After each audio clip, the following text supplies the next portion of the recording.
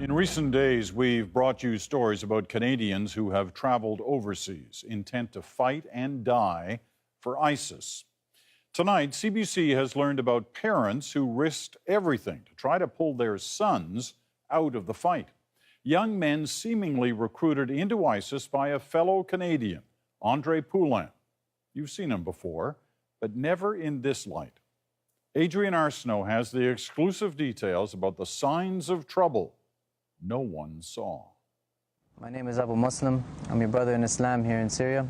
I originally come from Canada. The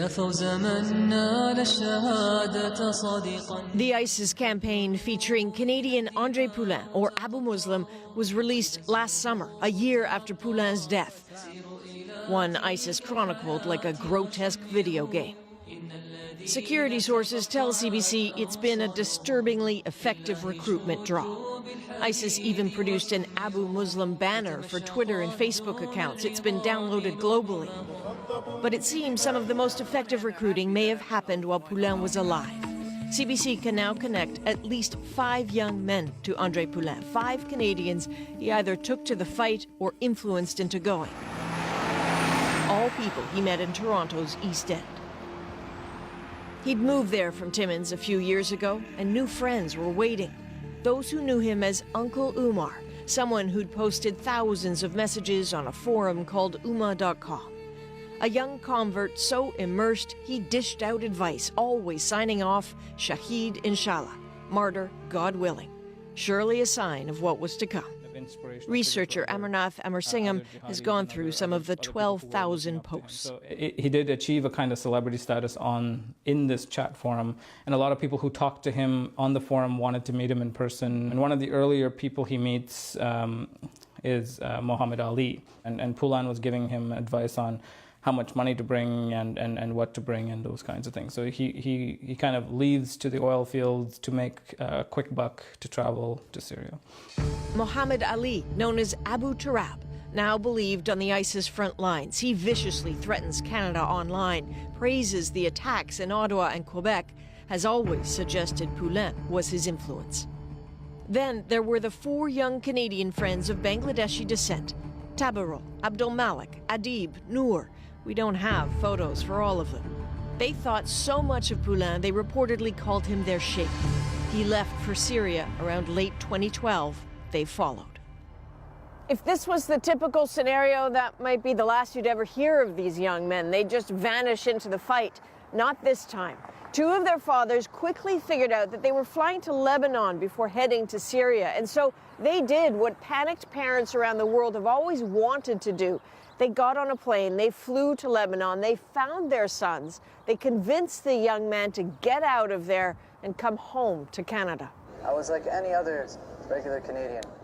A community leader remembers that these parents thought they had saved their kids' lives. But ultimately they came back and with their parents. All 5 go, including Andre Poulin, but 4 come back and Poulin stays. Poulin stayed. Then their son told him that he will study here. He will not come back now. Andre Poulin did not come home. He stayed and died fighting in Syria. Back in Toronto, Poulin's young, supposedly rescued friends became frustrated and isolated. And so last summer, at least 3 of them left again to go join ISIS. This is Friends of Abu Muslim from Canada. We're in Turkey now, and we want to know which way to get into Syria and join Islamic State. Abu Turab then guided them into ISIS's hands. Their parents, once sure they'd done the right thing, are broken, don't seem to hear from their sons anymore. The parents are so depressed, and especially the son's mother, so depressed. They are passing their times and lives just under depression.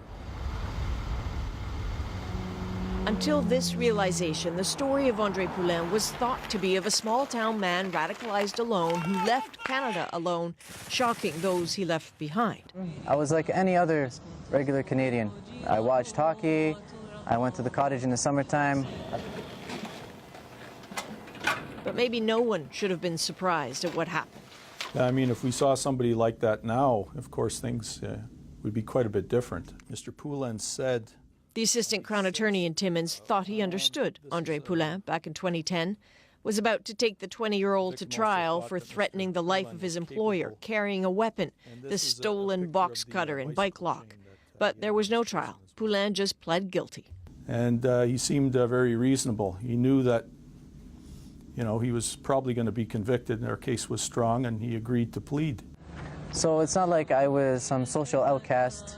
It wasn't like I was some anarchist. It was a time in his life that ISIS recruitment video rather glossed over.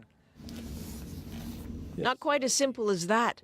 Verbeek has gone back through the file and notes from police and sees warning signs that these few years later now seem key, starting with overheard comments about Poulin wanting to go to Afghanistan, wanting to fight somewhere, being angry with Canadian soldiers.